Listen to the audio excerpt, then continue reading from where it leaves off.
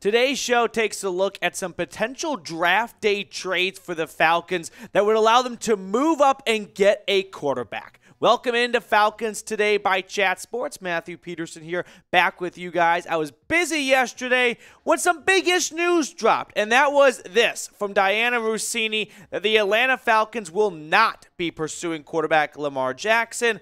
You guys were lucky that I was busy when this news dropped. Jack Sperry did an excellent job of filling in, and now you can dunk on me because I was team get Lamar Jackson to the Falcons. I don't know if the owners are all colluding to not give Lamar Jackson all the guaranteed money he wants, and they're taking, a little bit of a hit for the Ravens in the long run. I'm not quite sure, but for all of you watching that didn't want Lamar, whether it was the draft picks or the big contract, you got your wish. So now we'll take a look at the draft because I don't think the Falcons are 100% sold on just handing the job over to Desmond Ridder, sitting back, kicking, putting their feet up, and waiting to see how he plays. But before we really start, we are 10 subs away from reaching a big milestone at Chat Sports. It's 10,000 subscribers. We put in a lot of work here to get you guys almost daily content on your favorite team. So help us out. Hit that sub button if you haven't already. And who knows, you could be the 10,000 subscriber here at the channel. Now let's set a little bit of a primer for the draft. Quick peek at the NFL draft order. Refresh everyone's memories because if we're going to have to pull off a trade to get Atlanta up from 8, could be all the way to 1 with the Bears. Number 2 with the Texans, I don't think so. 3 with the Cardinals, that's feasible. 4 with the Colts, I think they're going to move up themselves. 5 with the Seahawks, could be done. Lions 6, Raiders 7. If we look at those 7 teams ahead of Atlanta, the Bears, the Texans, the Colts, and that's only the 3 teams that don't need quarterbacks. The other ones are definitely open and probably will look to draft a quarterback. So with that being said, let's start with our first trade idea being an absolute home run pick, or home run trade rather, and it would be the Falcons moving all the way up to number 1. What would it cost Atlanta? I'm projecting a first-round pick swap this year, a first round next year, along with Atlanta's second for this year and a future second. So basically a first and 2 seconds along with a pick swap this year.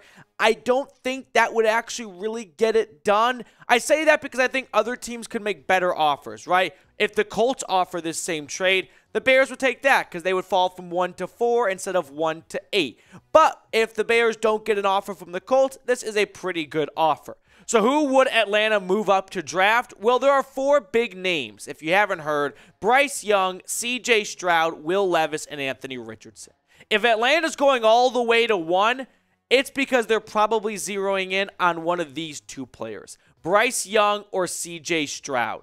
When you look at their stats head-to-head, it's never easy to compare college players' stats because of the different schedules and the variety of opponents, but they were both Heisman caliber players, Heisman finalists pretty much, for a reason last season, right? Both had phenomenal seasons. I'm not going to do a deep dive on Bryce Young and C.J. Stroud, but just on the surface level, if you had to pick a player, who would it be? Bryce Young or C.J. Stroud? I've gone back and forth on who I think the better quarterback is. If I really had to pick one at 1, though, I've recently started to lean more towards C.J. Stroud. I think he would fit better with the Falcons. We know he doesn't like the cold weather. Good news for him is Atlanta plays in a dome, and they play in the NFC South. I think the height concerns for Bryce Young do have some validity to them, right? Size does matter. At least some people think that. So I would go with C.J. Stroud. Next trade idea, though. Let's say the Bears sell off the first pick to the Colts, okay? So we've got the Colts picking at 1, taking a quarterback. The Texans at 2, most likely take a quarterback. Well, now the Falcons pick up the phone and jump up all the way to 3 because they've already seen 2 quarterbacks go off the board. They are in dire need of a QB in their eyes. And so they give up a first-round pick swap for this year and a future first. I don't think you have to kick in a second or a third. Now, if Bryce Young and C.J. Stroud go 1-2, well, the Cardinals are definitely going to get some attention for that third one. But could you imagine, just for a second here, what if the Texans surprise everyone and don't go quarterback, right? They just go what they think best player on the board, and that's Jalen Carter or Will Anderson. Well, imagine the attention the Cardinals are going to get for that third overall pick if C.J. Stroud or Bryce Young is still available. But let's assume both those guys are gone. So now the Falcons move up to 3 because the Cardinals like Kyler Murray. They don't need a quarterback. And it's Will Levis or Anthony Richardson. Look at their stats here. Neither player really lit up the stat sheet. I don't think if you did a blind QB test, you'd look at 65% completion percentage, 2,400 yards, 19 touchdowns to 10 interceptions, and go, boom, that's a guy you move up to number 3 to get. And the same goes for Anthony Richardson. He's not that much better. They're identical stats pretty much minus a huge dip in completion percentage. The difference is Anthony Richardson is being comped as the next Cam Newton with the size and speed. Truthfully, I'm not a fan of either quarterback. I watched a lot of SEC football last year as a Tennessee guy myself, and Anthony Richardson, if you watched him in the fall on Saturdays, did anyone ever think that's a top 10 quarterback in this year's draft? No, I absolutely do not. Same goes for Will Levis. These guys were just built up and propped up by Todd McShay and Mel Kiper, and I really don't see why they look like top 10 quarterbacks. Will Levis, I would lean towards because he's got more of that pro set skill set in him. He's got a crazy strong arm. I mean, just the velocity on his ball, that's the kind of stuff you can't teach. I think Anthony Richardson would go to a team where they would be comfortable sitting him for a year or two. Anthony Richardson sitting behind Desmond Ridder, that doesn't make a lot of sense, right? That's somewhat of like the blind leading the blind. Those are two young quarterbacks that would need help from an older veteran quarterback, not the two of them getting together in the film room and cracking, big defensive coverages out. Now, we got another trade idea to look at in just a second, but today's show, it's got a really cool sponsor. It's this awesome Fanatics deal. It's a St. Patrick's shirt with your favorite football team right in the middle. St. Patty's Day just around the corner. So if you love to celebrate St. Patrick's Day, drink some green beer, and you don't want to get pinched, get this awesome shirt. Go to chatsports.com/FalconsGreen. I put that link for everyone, by the way, in the comments and the description of today's show. So now we're on to our third and final trade idea if the Falcons want to pursue a quarterback and move up. And it's going all the way with Seattle, going up to 5. So another first-round pick swap. That's just the minimum for really any trade. Then I think going from 8 to 5 doesn't require you giving up a first. It very well could, but for the Falcons' sake, I'll be nice and say the Seahawks only get a second and a future third for only moving back 3 spots.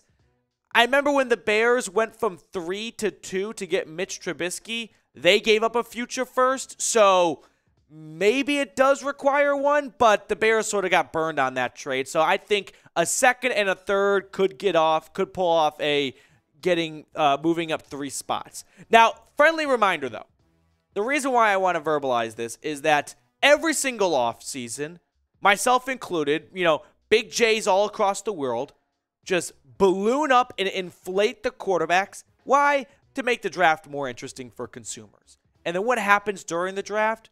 We often see all these QBs that were piped up and, built up to be top 10 picks. Don't happen. I remember last year seeing a lot of ESPN mock drafts having Malik Willis at one point go first overall. That was a thing. That happened. What happened? He went in the 3rd round. Why? Because QBs sell. So just because we're going to hear a lot of buzz of Anthony Richardson, Will Levis, they're going to start going earlier, doesn't always be the case. It's not always the case. A lot of times, these QBs slide. Justin Fields, he slid out of the top 10. Crazy stuff happens. So to recycle our trades here, I've got the Falcons going all the way up to the number 1 spot with the Bears in exchange for this year's first, this year's second, and next year's first and second.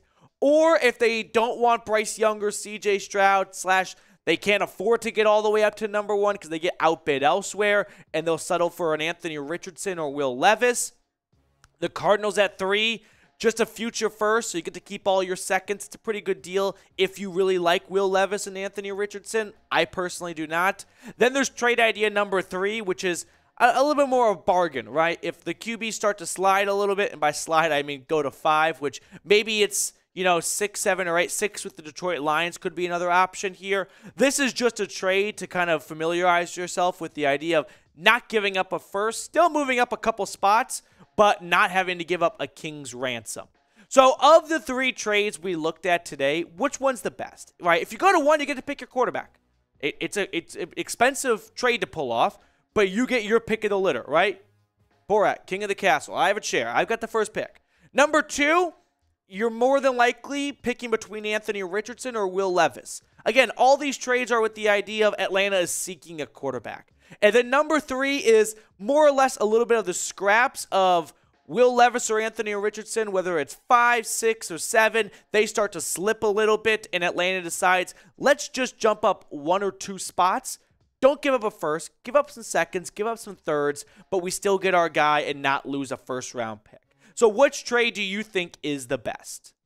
Now that's going to do it for us on today's show. If you made it all the way to the end of the video, please go ahead and subscribe. Producer Nick Roloff and I, we really work hard to get you guys the best Falcons YouTube content. So if you are looking for a daily go-to Falcons YouTube channel for free agency and the draft, this is your home. Hit that sub button and enjoy the rest of your day.